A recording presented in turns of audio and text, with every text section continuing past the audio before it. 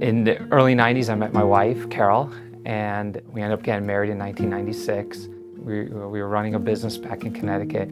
Had our first son in May of 2000, two more after that, so we had Joey, Mark, and Vince. And in 2009, in January 2009, Carol got diagnosed with very invasive breast cancer, and they wanted to treat it very aggressively. Within weeks, she gets pregnant with our fourth child unexpectedly.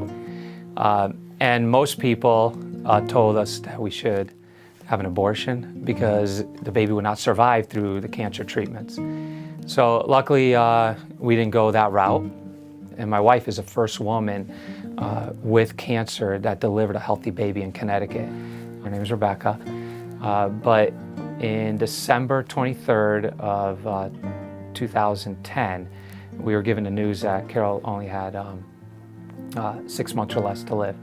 So we knew of this place here in Scottsdale that does things more holistically. And so within minutes, I had flights booked to Scottsdale. We knew nobody except for one friend.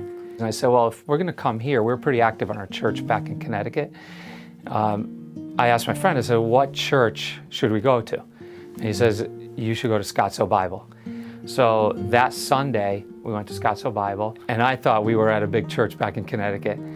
And I was like blown away. Church ended. I'm one of the ones that actually filled out the communication card. I walked in the back, I met this really nice lady, and I told her our story, why we're here, and that was it.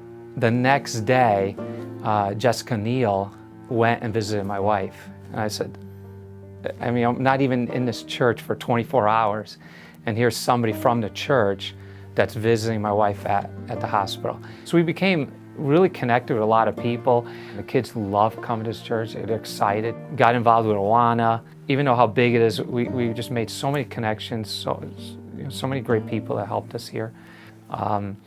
And unfortunately, a year later to the day, December 23rd, 2011, Carol passed away. I read, after she passed away, I went through her journals, and her faith never wavered. She still trusted in God after going through that.